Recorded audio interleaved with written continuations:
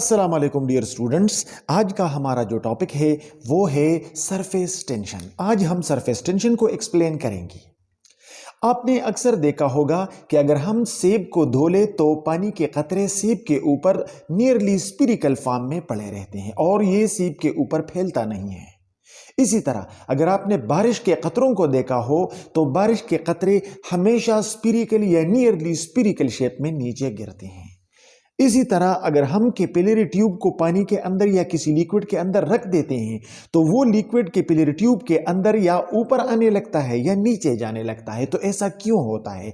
ऐसे तमाम क्वेश्चंस को आंसर करने के लिए हमें सरफेस टेंशन को जानना बहुत जरूरी है।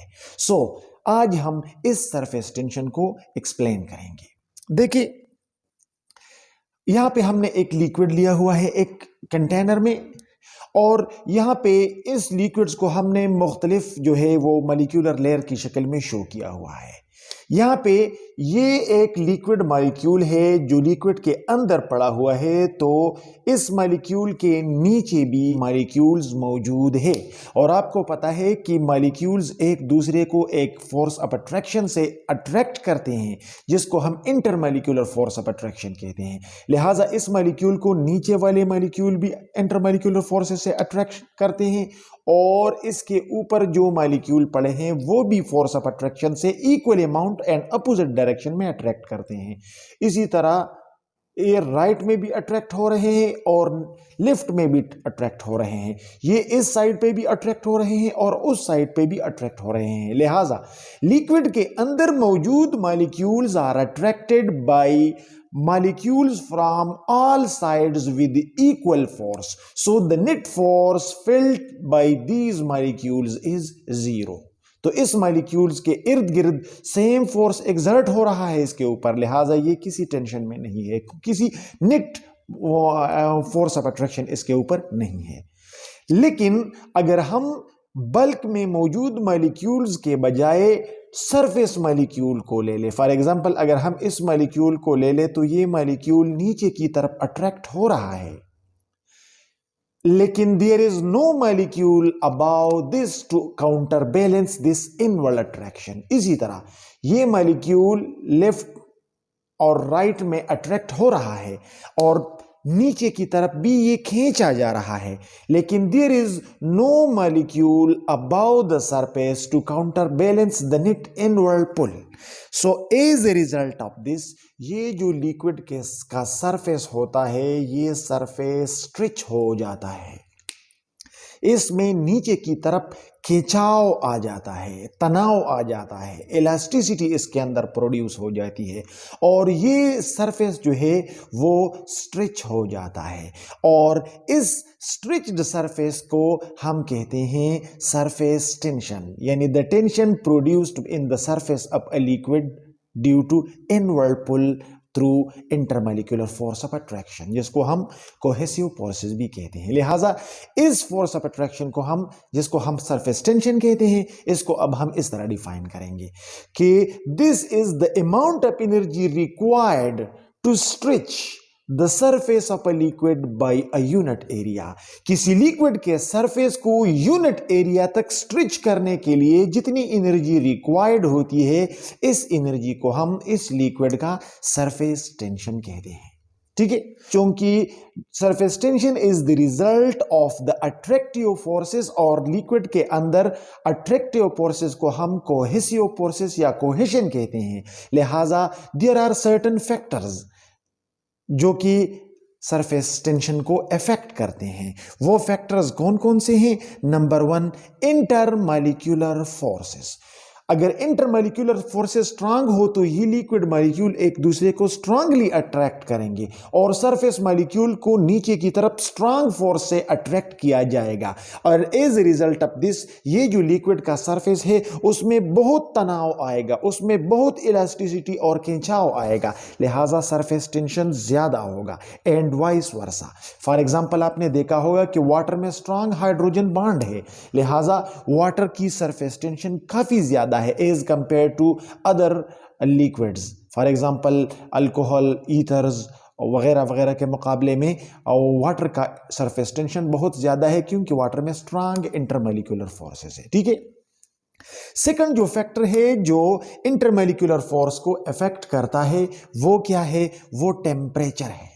अगर टेम्परेचर इंक्रीज होगा तो आपको पता है कि टेम्परेचर इंक्रीज होने से average kinetic energy of molecules increase हो जाती है और मॉलिक्यूल की मूवमेंट तेज हो जाएगी। जब मॉलिक्यूल की मूवमेंट तेज हो जाएगी तो मॉलिक्यूल के अंदर स्पेसिंग इंक्रीज हो जाएगा और जब मॉलिक्यूल्स के अंदर स्पेसेस इंक्रीज हो जाता है तो फोर्स ऑफ अट्रैक्शन डिक्रीज हो जाता है और इसी वजह से क्या हो जाता है, जब फोर्स ऑफ अट्रैक्शन डिक्रीज हो जाएगा तो कम फोर्स से सरफेस मॉलिक्यूल नीचे की तरफ अट्रैक्ट होते होंगे and as a result of this surface tension decrease हो जाता है। यही वजह है कि जब हम कपड़े धोते हैं तो उसके लिए हम पानी गर्म करते हैं, पर्टिकुलरली सर्दियों में, क्योंकि जब हम पानी गर्म कर लेते हैं तो पानी का सरफेस टेंशन कम हो जाता है और उनकी वेटिंग प्रॉपर्टीज ज्यादा हो जाती है, उनकी क्लीनिंग एक्शन जो है वो एनहांस हो जाता है और इससे कपड़े अच्छी तरह जो है वो साफ होते जाते हैं। ठीक है, सो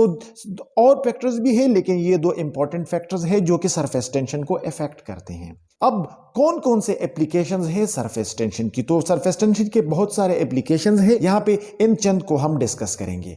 स्पिरिकल रेन ड्रॉप्स जो होते हैं वो सरफेस टेंशन की वजह से होते हैं, क्योंकि जब पानी का कतरा आ रहा होता है तो पानी के कतरे के तमाम साइड्स जो है वो सरफेस की तरह जो है वो एक्ट करते हैं, वो दे आर एक्सपोज्ड, सो तमाम साइड्स जो है वो अंदर की तरफ खिंचाव में रहते हैं और सबसे कम जो है सरफेस वो स्फीयर का होता है, लिहाजा लिक्विड जो होता है वो ड्रॉप वो अंदर की तरफ खींचा जाता है और उसकी वजह से उसकी ज्योमेट्री जो है सरफेस टेंशन की वजह से उसकी ज्योमेट्री जो है वो क्या हो जाती है, वो स्फीरिकल हो जाती है। इसी तरह क्लीनिंग एक्शन ऑफ वाटर जो है वो उसकी सरफेस टेंशन की वजह से वो कम होती है, लिहाजा हम वाटर के अंदर या सरफेक्टेंट डाल देते हैं, सर्फ वगैरह साबुन वगैरह इसके अंदर डाल लेते हैं, जिसकी वजह से पानी के मॉलिक्यूल्स जो होते हैं उनका सरफेस टेंशन कम हो जाता है और उनकी क्लीनिंग एक्शन ज्यादा हो जाती है, या फिर हम इसको गर्म करते हैं जो अभी हमने इसको एक्सप्लेन किया। लाइकवाइज कैपिलरी एक्शन है और beads formation of water on apples etcetera. So these are application of surface tension. अब सरफेस टेंशन को हम मेजर किस तरह करते हैं, सरफेस टेंशन को मेजर करने के लिए जो इंस्ट्रूमेंट इस्तेमाल होता है उसको हम कहते हैं स्टेलेग्मोमीटर। यहां पे मैं लिख लेता हूं,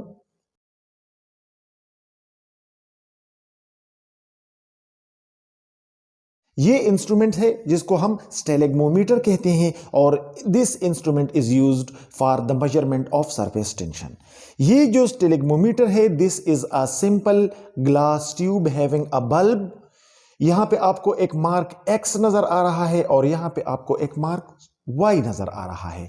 इस स्टेलेग्मोमीटर को हम उस लिक्विड से भर लेते हैं जिसका हमने सरफेस टेंशन मालूम करना होता है और हम इसको X पोजीशन तक, X मार्क तक इसको हम भर लेते हैं और फिर ड्रॉप वाइज हम लिक्विड को छोड़ देते हैं और यहाँ पे जितने ड्रॉप्स बनते हैं हम उन ड्रॉप्स को काउंट करते हैं। ठीक है, और जब ये स्टेलेग्मोमीटर पॉइंट X से लिक्विड पॉइंट Y तक आ जाता है तो हमारे पास जितने नंबर ऑफ ड्रॉप्स आ जाते हैं उनको हमने काउंट किया होता है और यहां पे हम लगा लेते हैं गामा L, यानी सरफेस टेंशन ऑफ लिक्विड ये बराबर होगा density of that liquid multiplied by number of drops of that liquid. ठीक है, तो एब्सोल्यूट सरफेस टेंशन हम इस फार्मूले को यूज करके मालूम करते हैं, लेकिन नॉर्मली सरफेस टेंशन को हम वाटर के सरफेस टेंशन के कंपैरिजन में प्रेजेंट करते हैं और हमेशा सरफेस टेंशन हम रिलेटिव टू वाटर लेते हैं, लिहाजा रिलेटिव सरफेस टेंशन अगर हम मालूम करते हैं तो इस एक्सपेरिमेंट के बाद, इस रीडिंग के बाद हम ये स्टेलेग्मोमीटर दोबारा साफ कर लेते हैं और फिर हम इसको पानी से भर देते हैं मार्क X तक और अगेन ड्रॉप वाइज पानी को छोड़ देते हैं till it reach the mark Y और हम पानी के ड्रॉप्स जितने हमारे पास बन जाते हैं उनको काउंट कर लेते हैं और ये आ जाता है surface tension of water which is equal to density of water into number of drops of water from stalagmometer, और ये हमारे पास इक्वेशन 2 हो जाता है। अब हम क्या करते हैं, अब हम रिलेटिव सरफेस टेंशन को मालूम करने के लिए क्या करते हैं, डिवाइड इक्वेशन 1 बाय इक्वेशन 2।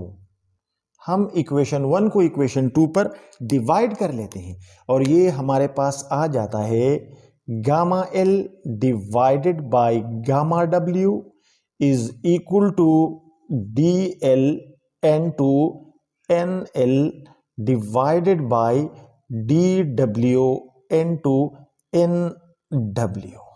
ये आ जाता है।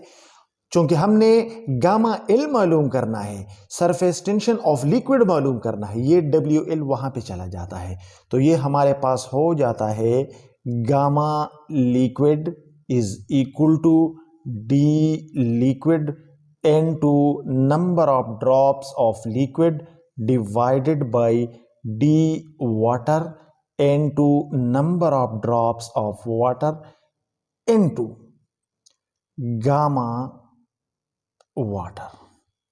और इस इक्वेशन को यूज करके हम किसी भी लिक्विड के सरफेस टेंशन को रिलेटिव टू वाटर मालूम करते हैं। सो इस तरीके से आप किसी भी लिक्विड का surface tension with in short time मालूम कर सकते हो। So this was all about the surface tension topic. If you still have any question, you can ask your question in comments. Thank you for watching this video.